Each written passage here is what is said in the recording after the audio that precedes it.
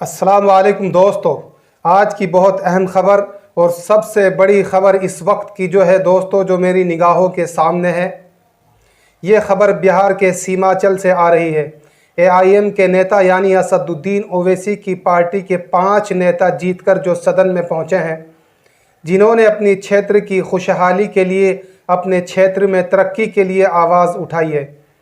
AIM की party से विधायक बने अख्तरुल ईमान सदन में अपनी बेबाक आवाज़ को बुलंद करते रहते हैं।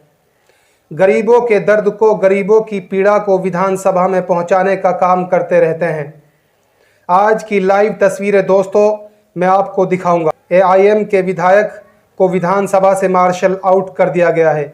अख्तरुल ईमान सीमांचल में कटाव के मुद्दे पर सदन में बात रखने के दौरान वेल में आकर बैठ गए थे, जिसकी वजह से उसके बाद अध्यक्ष ने उन्हें बाहर करा दिया। अध्यक्ष की कार्रवाई से नाराज होकर AIM विधायक विधानसभा परिसर में धरने पर बैठे हुए हैं। आपको बताते चलें कि अख्तरुल ईमान समेत अन्य विधायक सीमांचल में पुल न होने की वजह से उसमें लोगों को हो रही परेशानी की समस्या को लेकर विधानसभा में हंगामा कर रहे थे। फिर क्या हुआ दोस्तों, इसी दौरान विधानसभा अध्यक्ष ने उन्हें समझाते हुए अपनी सीट पर बैठने की अपील की थी। इसी के बीच अख्तरुल ईमान समेत अन्य विधायक वेल में आकर हंगामा करने लगे, जिसके बाद विधानसभा अध्यक्ष ने उन्हें मार्शल आउट करवा दिया। वहीं विधानसभा से बाहर निकाले जाने के फ़ौरन बाद अख्तरुल ईमान ने कहा कि उनकी संख्या कम होने की वजह से सरकार उनके मुद्दों को दबाना चाहती है, पर वे अपने क्षेत्र की समस्या को अलग अलग मंचों से उठाते रहेंगे। सब सेकुलर पार्टियां कहती हैं, क्या होगा मजलिस के 1-2 दीवाने जीत गए तो क्या होगा। तो सेकुलर पार्टीज़ वालों, ये होता है अपनी क़यादत से। सलाम है अख्तरुल ईमान जैसे लोगों को जो अपोजिशन में होकर भी अपनी जनता के लिए काम कर रहे हैं।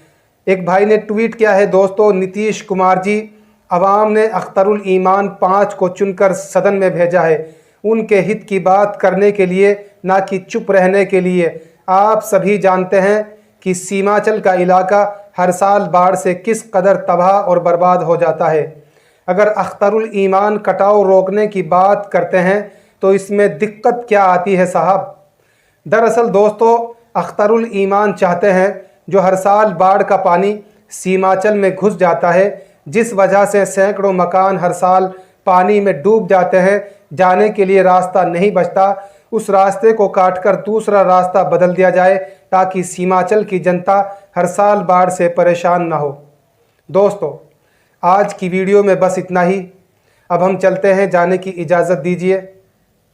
इस खबर को लेकर आपकी क्या राय है कमेंट बॉक्स में बता देना। अगर आप चैनल पर नए हैं तो चैनल को अभी सब्सक्राइब कर लें ताकि आने वाली सच्ची और बेबाक खबरें आप तक पहुंचती रहें। अस्सलाम वालेकुम।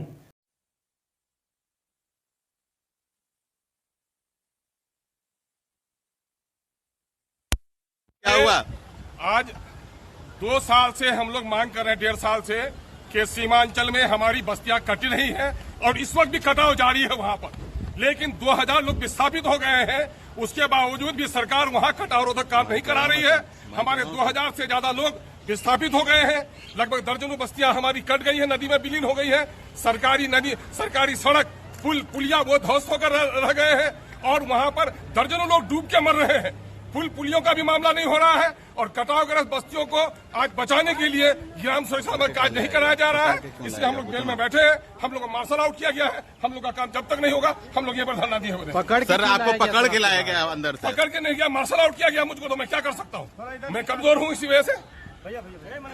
आपके साथ और आपके लोग नहीं है? मेरे लोग हैं, 2 ही लोग हैं।